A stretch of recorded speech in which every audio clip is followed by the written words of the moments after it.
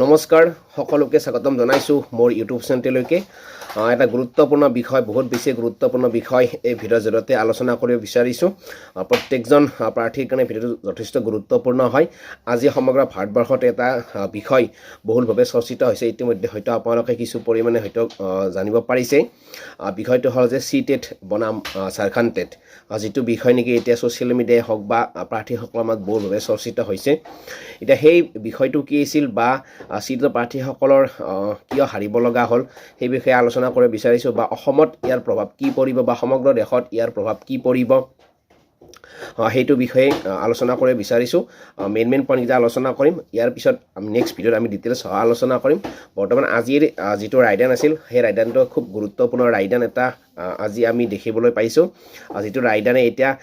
TET প্ৰাৰ্থীসকলক শংকিত কৰি তুলিছে বা বহুত বেছি চিন্তনীয় হোৱা যেন পৰিলক্ষিত হৈছে বা ইয়াৰ প্ৰভাৱ অসমতো কি হিচাপত পৰিব সেইটো বিষয়ে আলোচনা কৰিম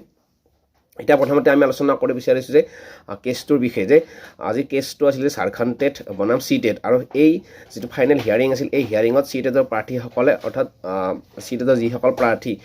সেই প্ৰাৰ্থীসকল পৰাজয় বৰণ কৰিছে অৰ্থাৎ তেওঁলোক হাৰিছে যিসকল ঝাৰখণ্ডৰ পৰা টেটৰ প্ৰাৰ্থী আছিল সেইসকল প্ৰাৰ্থী হাৰিছে এতিয়া কিয় হাৰিব লগা হ'ল যে বিষয়টো এনেকুৱা আছিল 2016 চনৰ পৰা 2024 চনলৈকে ঝাৰখণ্ড টেট হোৱা নাছিল 2016 চনতে যি ঝাৰখণ্ড টেট হৈছিল সেই ঝাৰখণ্ড টেটত যিসকল প্ৰাৰ্থীয়ে পাছ কৰিছিল সেইসকল প্ৰাৰ্থীক যি বিজ্ঞাপন ওলাইছিল সেই বিজ্ঞাপনত আবেদন কৰিবলৈ দিয়া হৈছিল আৰু তাৰ পিছত যিহেতু আৰু সেই বিজ্ঞাপনত টেটৰ প্ৰাৰ্থীসকলক ৰখা নাছিল প্ৰাৰম্ভিক পৰ্যায়ত আৰু নৰখাৰ কাৰণে টেটৰ প্ৰাৰ্থীসকলে প্ৰাৰম্ভিক পৰ্যায়ত ঝাৰখণ্ড উচ্চ ন্যায়ালয়ৰ দ্বাৰস্থ হৈছিল আৰু ঝাৰখণ্ড উচ্চ ন্যায়ালয়ৰ দ্বাৰস্থ হোৱাৰ পিছত তেওঁলোককো কি কৰা হৈছিল সেই ঝাৰখণ্ডৰ যি এডভাৰ্টিজমেণ্ট ওলাইছিল তাত তেওঁলোককো সুযোগ দিয়া হৈছিল আৰু সেই বিষয়ে ক্ষুণ্ণ হৈ কিনে ঝাৰখণ্ড টেটৰ প্ৰাৰ্থীসকলে উচ্চতম ন্যায়ালয়ৰ দ্বাৰস্থ হৈছিল এইকাৰণে দ্বাৰা হৈছিল যে এটা এডভাৰ্টিজমেণ্ট ওলোৱাৰ পিছত তাত যি ৰুলছ ৰেগুলেশ্যন থাকে বা যি নীতি নিয়ম নিৰ্ধাৰণ কৰি দিয়া হয় সেই ৰুলছ এণ্ড ৰেগুলেশ্যন বা যিখিনি ক্ৰাইটেৰিয়া সেই ক্ৰাইটেৰিয়াখিনি চেঞ্জ কৰিব নোৱাৰে উচ্চতম ন্যায়ালয়ৰ এটা ৰায়দান আছে যে এবাৰ এডভাৰ্টিজমেণ্ট ওলোৱাৰ আগত যিখিনি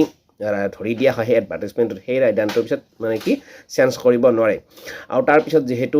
ঝাৰখণ্ড চৰকাৰে বা ঝাৰখণ্ডৰ যিসকল টেট প্ৰাৰ্থী আছিল সেই টেট প্ৰাৰ্থীসকলে যিটো সুযোগ পাইছিল সুযোগ পোৱাৰ কাৰণে ঝাৰখণ্ড টেটৰ প্ৰাৰ্থীসকলে উচ্চতম ন্যায়ালয়ৰ দ্বাৰস্থ হৈছিল আৰু সেই দ্বাৰস্থ হোৱাৰ পিছত আজি যিটো ফাইনেল হিয়াৰিং আছিল সেই ফাইনেল হিয়াৰিঙত টেটৰ প্ৰাৰ্থীসকলে পৰাজয় বৰণ কৰিছে আৰু যিটো নেকি টেটৰ প্ৰাৰ্থীসকলৰ কাৰণে বহুত দুখজনক বিষয় অৰ্থাৎ প্ৰায় 8 বছৰ পিছত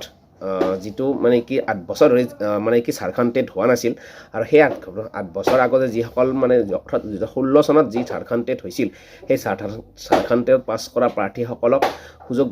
দিয়া হৈছিল ফাৰ্ষ্ট প্ৰিফাৰেঞ্চ কিন্তু তাৰ যিসকল টেটৰ প্ৰাৰ্থী আছিল সেইসকল প্ৰাৰ্থীয়ে ঝাৰখণ্ড উচ্চ ন্যায়ালয়ৰ দ্বাৰস্থ হোৱাৰ পিছত তেওঁলোককো আবেদন কৰিব সুযোগ দিয়া হৈছিল কিন্তু পিছত গৈ কি হ'ল ঝাৰখণ্ডত টেটৰ প্ৰাৰ্থীসকল উচ্চতম ন্যায়ালয়ৰ দ্বাৰস্থ হোৱাৰ পিছত আজি সেই টেটৰ প্ৰাৰ্থীসকলক মানে কি সেই মানে তাৰ পৰা আউটত বাহিৰত ৰখা হ'ল অৰ্থাৎ মানে কি হ'ল টেটৰ প্ৰাৰ্থীসকল পৰাজয় বৰণ কৰিলে আৰু ঝাৰখণ্ডৰ টেটৰ প্ৰাৰ্থীসকলে প্ৰিফাৰেঞ্চটো পালে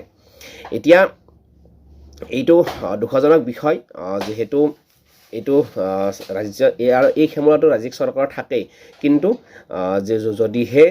মানে কি ৰাজ্যিক টেট নাপাতে তেতিয়া টেটক সুযোগ দিয়া হয় কিন্তু যিহেতু সেই এডভাৰ্টিজমেণ্টত মানে কি কৰা হৈছিল ঝাৰখণ্ড টেটত মানেহে পাৰিব বুলি কৈছিল কিন্তু শেষ মুহূৰ্তত সেই টেটক সুযোগ দিয়া হোৱাৰ কাৰণে তেওঁলোক দ্বাৰস্থ হৈছিল এতিয়া ইয়াৰ প্ৰভাৱ অসমত কি হিচাপত মানে পৰিব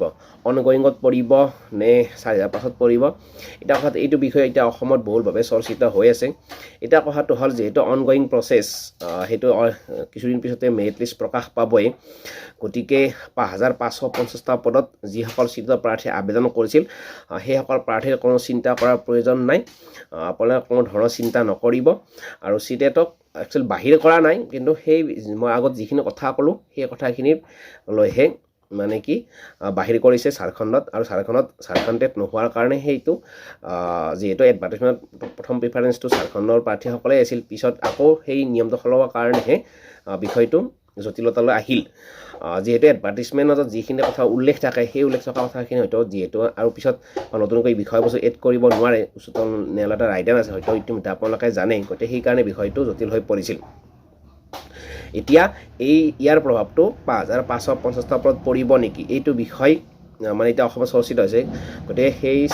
যিসকল চিটেটৰ প্ৰাৰ্থী সেইসকলক জনাব বিচাৰিছোঁ যে আপোনালোকে কোনো ধৰণৰ চিন্তা নকৰিব 5550টা পদত